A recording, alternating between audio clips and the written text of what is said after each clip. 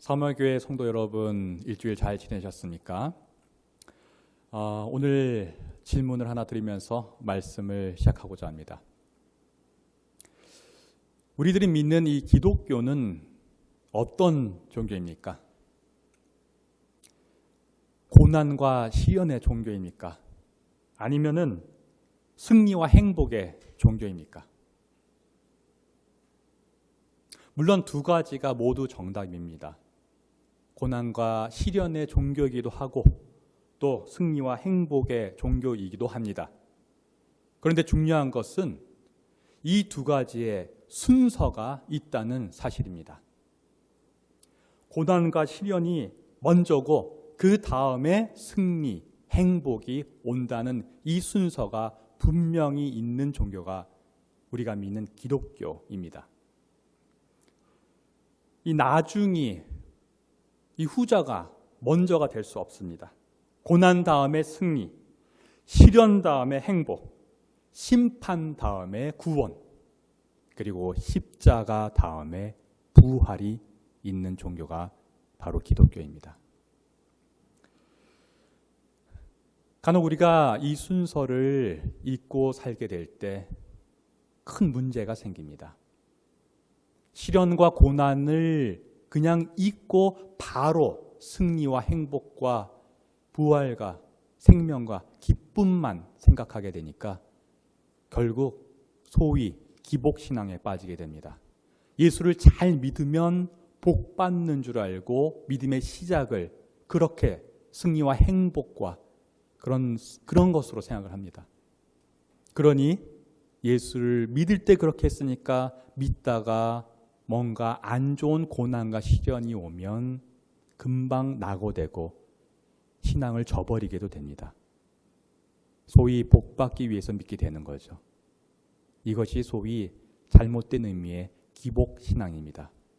우리는 이것을 잘 분별하고 그런 것에 빠지지 않아야 합니다.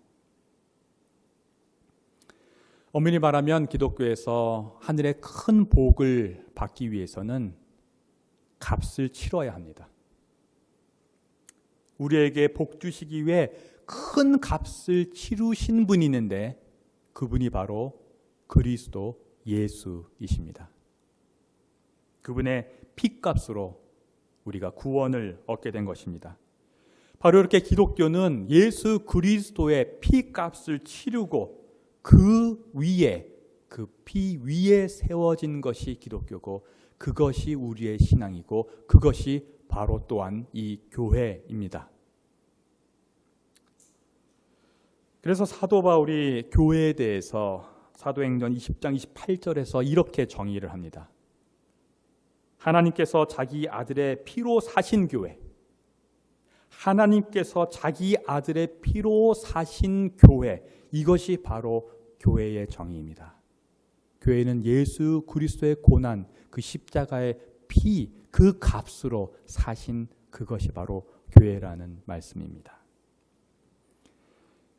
기독교가 그리했고 교회가 그랬습니다.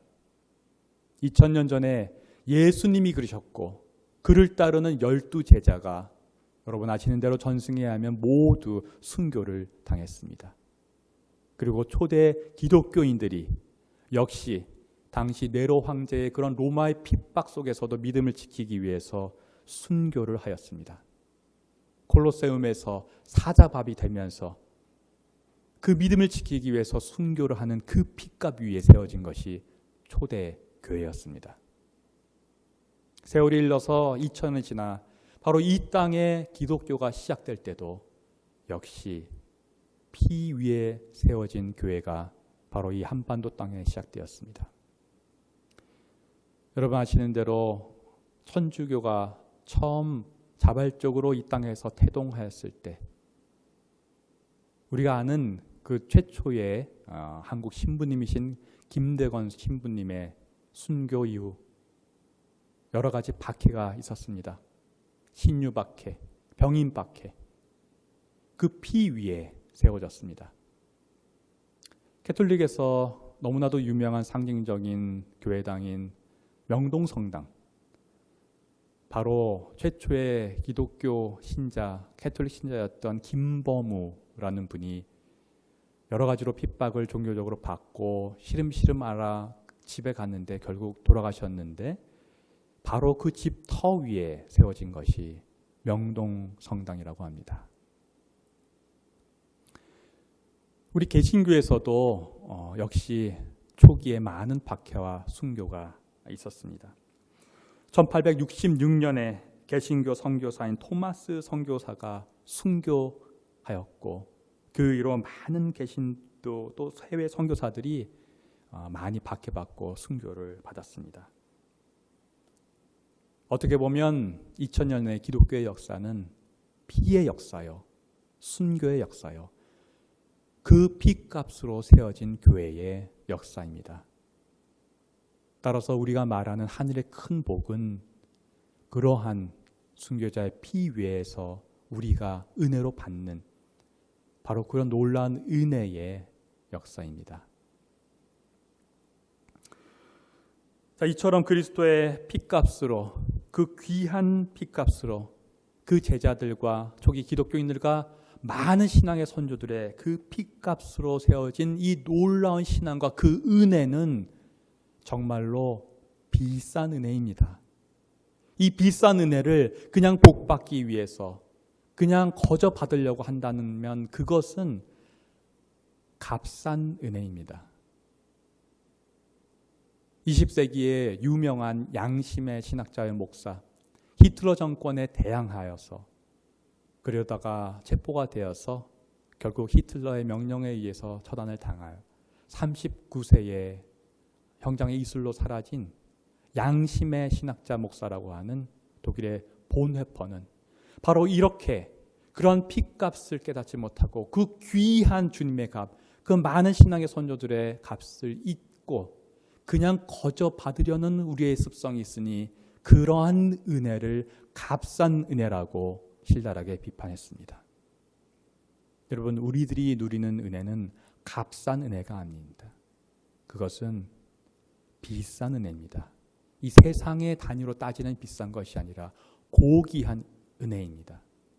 예수님의 보혈로, 그 십자가의 보혈로 그 피값은 우리가 말할 수 없는 고귀한 값비싼 은혜입니다. 우리가 이 사실을 이 고난 주간에 잊지 말아야 합니다. 자, 그러면 이렇게 피값을 치르시고 홀로 인류의 모든 죄를 대신 지고 십자가에 달려 돌아가신 예수님께서 우리에게 부탁한 것은 무엇입니까? 예수님께서 우리에게 부탁한 것이 있다면 바로 그 귀한, 그 값비싼 그 은혜를 기억하라는 것입니다. 행여나 여기서 여러분 오해하지 마십시오. 예수님께서 부탁한 것은 내가 너를 위해서 고난받고 죽었으니 너희도 그렇게 고난받으라는 것은 아닙니다. 고난은 내가 다 졌으니까 이제 너희가 내가 죽기까지 했으니 그냥 그 은혜를 값없이 받고 행복하게 복받고 기쁘게 살라는 것입니다. 그러나 그 은혜를 잊지는 말라는 것입니다. 기억하라는 것입니다. Remembering Jesus. 제가 읽었던 책들 중에서 많이 기억에 남는 바로 그 책의 제목입니다. Remembering Jesus. 듀크 대학의 엘렌 버헤이라는 그런 신학자의 목사가 바로 이 책을 썼는데요. 특별히 저는 그 책에서 예수님의 십자가의 고난을 기억해야 된다, 이런 내용이 굉장히 마음에 와 닿습니다. 그렇습니다. 우리는 예수님을 기억해야 되고 특별히 그분의 그 고난, 그 십자가를 기억해야 합니다. 바로 그것을 기억하라고 예수님께서 직접 베풀어 주시고 이렇게 하라고 부탁하신 것이 성찬식입니다. 저희 삼위교회에서 매주 성찬식으로 예배를 드리는 것으로 알고 있습니다. 지금 오프라인을 할 수 없어서 우리가 성찬식을 함께 못하는 안타까운 상황입니다만 여러분, 그 성찬식을 매주일 하면서 우리가 해야 할 것은 예수님이 우리를 위해서 죄값을 치르시고 죽으셨다는 사실을 기억하는 것입니다. 그래서 성찬식 할 때 우리가 항상 읽는 고린도전서 11장에서 사도 바울은 이렇게 얘기합니다. 아시는 구절이지만 잘 들어보시기 바랍니다. 내가 여러분에게 전해준 것은 주님으로부터 전해받은 것입니다. 곧 주 예수께서 잡히시던 밤에 빵을 들어서 감사를 드리신 다음에 떼시고 말씀하셨습니다. 이것은 너희를 위하는 내 몸이다. 이것을 행하여 나를 기억하여라. 식후에 잔도 이와 같이 하시고서 말씀하셨습니다. 이 잔은 내 피로 세운 새 언약이다. 너희가 마실 때마다 이것을 행하여 나를 기억하여라. 그러므로 여러분이 이 빵을 먹고 이 잔을 마실 때마다 주님의 죽으심을 그가 오실 때까지 선포하는 것입니다. 주님의 몸이 십자가에서 찢긴 그것을 주님께서 어떻게 하라고요? 기억하여라 하십니다. 십자가상에서 흘리신 주님의 그 피, 그 보혈을 기억하여라 말씀하십니다. 바로 이것입니다. 우리는 지금 누리는 이 은혜, 이것은 주님의 피값으로 우리가 받은, 거저받은, 그러나 너무나 고귀한 값비싼 은혜입니다. 우리가 할 것은 그 은혜를 누리고 기쁘게 살되 그것을, 그 사실을, 예수님이 피값을 치르고 얻은 은혜라는 사실을 기억해야 된다는 사실입니다. 이것이 바로 예수께서 우리에게 당부하신 부탁이십니다. 자, 예수께서 우리들의 죄를 사하기 위해서 십자가에 달려 돌아가셨다.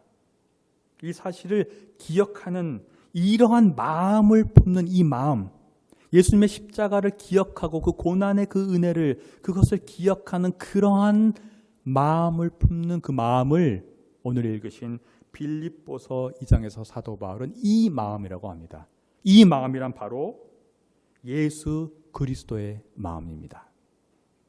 바울은 이 마음, 곧 그리스도 예수의 마음을 품을 때 그 마음을 가진 사람이야말로 예수님이 누구인지를 알게 된다는 점에서 이렇게 설명을 합니다.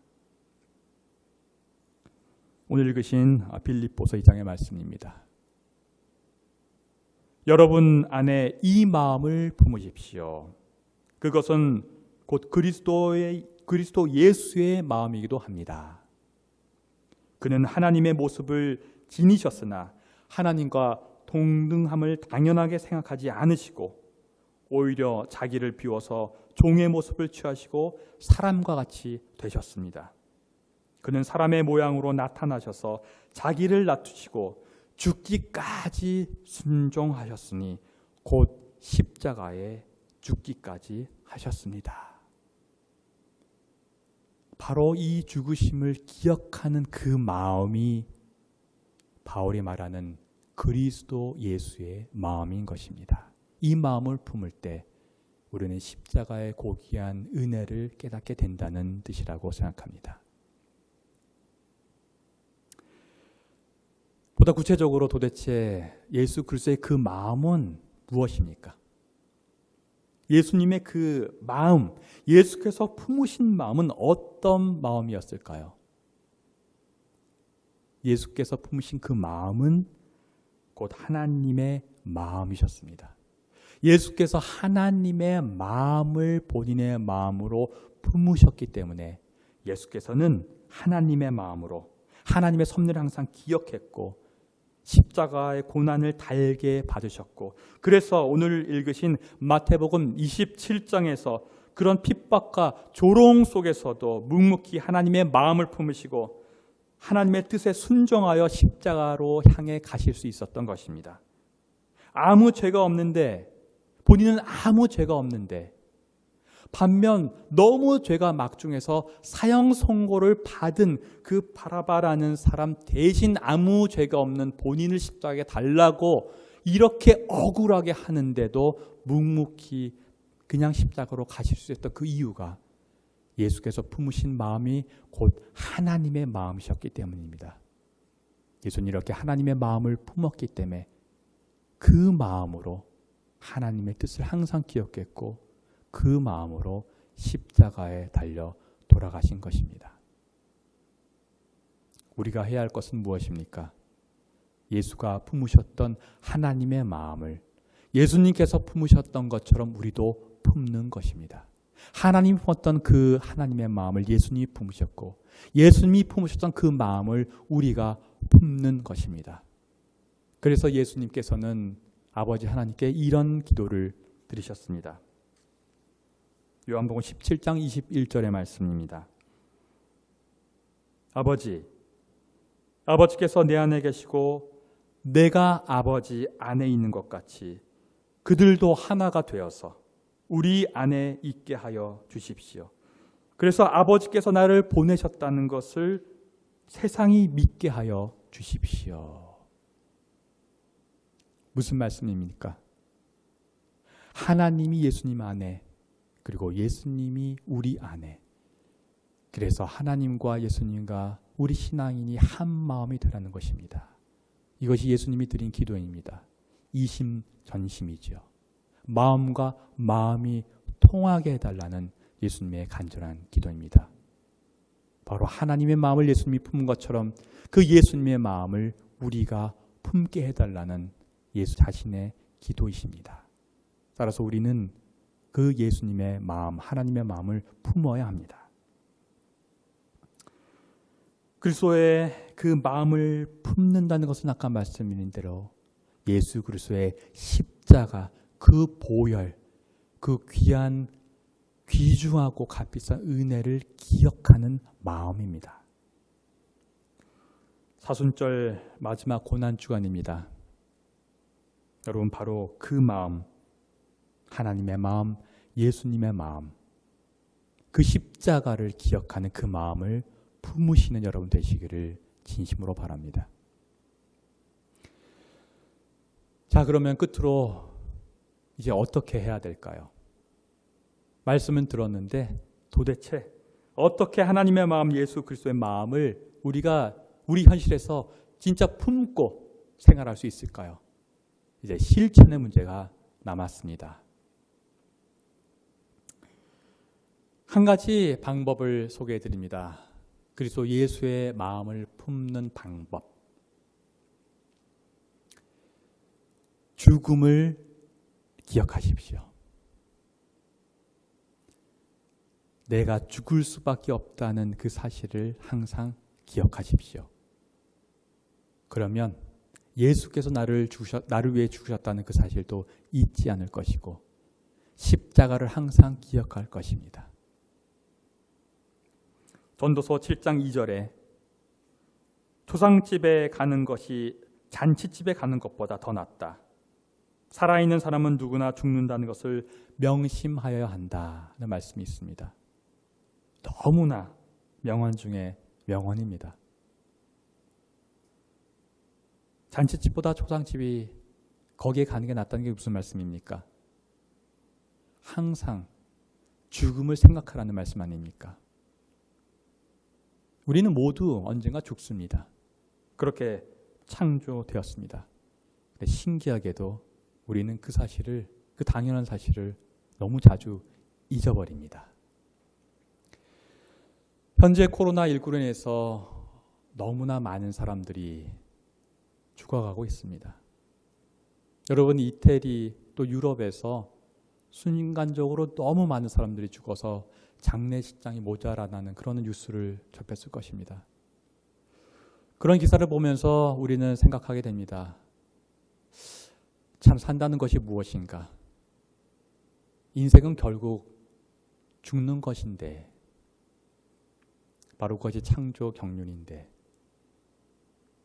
창세기 3장 19절에 하나님께서 창조자 하나님께서 너는 흙에서 나왔으니 흙으로 돌아갈 것이다 하셨는데, 이렇게 창조된 우리들인데 우리는 그 당연한 사실을 너무 망각하게 됩니다. 건망증도 이런 건망증이 없습니다. 주님의 죽으심을 잊고 살아가는 것처럼 내가 죽을 존재라는 것 자체도 자꾸 잊게 되는 것입니다. 그래서 우리는 그것을 잊지 않아야 합니다.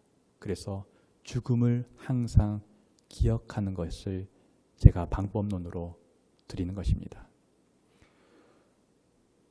많은 선교사님 중에 제가 존경하는 선교사님 한 분이 있는데, 그분은 그 죽음을 항상 되새기고 기억하기 위해서요, 관을 짜서 관을 침대 삼아 주무신다고 하더라고요. 자꾸 잊어먹으니까 관에 들어가서 매일 누워서 자면서 나는 죽을 존재구나를 느끼신다고 합니다. 좀 소름이 돋지만 진짜 좋은 방법인 것 같습니다. 나는 죽는 존재구나. 나 인생을 겸허히 생각하게 되고, 그러면서 예수님이 나를 위해서 죽으셨지, 그 죽음을 묵상한다는 것입니다. 그러면서 십자가의 그 귀한 은혜를 깨닫게 된다는 것입니다. 그리고 아침에 일어나면 그 기억의 마음으로 예수님의 사명을 감당한다고 합니다. 놀랍지 않습니까? 여러분, 우리가 오늘 당장 침대 치우고 관을 짜서 거기서 들어가면 허리도 쑤시고 난리가 날 것입니다.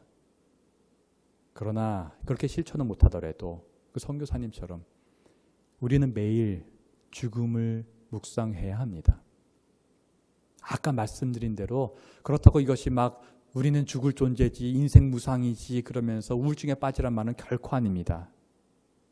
우리가 죽을 존재인데 죽을 수밖에 없는 우리를 위해서, 우리를 구원하기 위해서 사망 권세를 이기시고 예수님께서 오셨고 그분이 대신 다 그 죄값을 사하시고 돌아가셨다. 그래서 죽음을 이기시고 승리하신 예수님께서 우리를 모두 우리의 죄를 해결해 주셨다. 그것을 누리되 그 사실을 기억하라는 점에서 제가 죽음을 기억해야 된다는 뜻입니다. 아시겠죠? 부활을 소망하되, 그러나 그 부활이 그냥 온 것이 아니라 십자가를 통해서 왔다는 그 사실을 기억하기 위해서 죽음을 기억하라는 말씀입니다. 여러분 중에 죽을 것 같은 그런 순간들을 경험한 분들 아마 많이 계실 것입니다. 여러분, 그때를 한번, 그 경험이 있은 분들 한번 떠올려 보십시오. 힘들지 않았습니까? 저도 언젠가 간증할 기회가 있겠지만 지금으로부터 한 20년 전에 심장 절개 수술로 아주 죽다가 살아난 경험이 있습니다. 근데 여러분, 그 놀라운 사실, 그 경험, 저 평생 그 은혜 속에서 다시 얻은 인생이라고 했는데요. 놀라운 것은 세월이 20년 흐르니까 제가 그것을 매일 기억하지 않습니다. 자꾸 잊어먹어요. 어떻게 잊어먹게 되는지 제가 놀랄 정도로 그렇게 잊어먹습니다. 인간은 그러한 은혜에 대한 건망증이 있는 존재인 것 같습니다. 따라서 우리는 자꾸 기억해야 됩니다. 그래서 예수님께서 기억하여라. 나의 죽음을 기억하여라. 이렇게 말씀하시고 성찬식도 우리가 하는 것입니다. 여러분, 그런 경험이 있으신 분들 다시 한번 오늘 말씀을 통해서 그때 새 생명을 얻게 된, 죽음에서 새 생명을 얻게 된 그 경험을 다시 되새기고 기억하시길 바랍니다. 그리고 그 기억에서 더 나아가 예수님이 나의 죄를 사하기 위해서 대신 돌아가셔서 우리에게 결국 생명을 주셨다는 그 예수님의 죽음도 기억해 내시기를 바랍니다. 그러면 우리는 값비싼 은혜를, 값싼 은혜가 아닌 값비싼 은혜를 항상 누릴 것이고 성숙한 신앙으로 살아갈 것이고, 그렇게 살아갈 때 우리의 삶은 진짜 깊이 있는 삶, 참신앙의 삶이 될 줄로 믿습니다. 오늘의 말씀을 요약해 봅니다.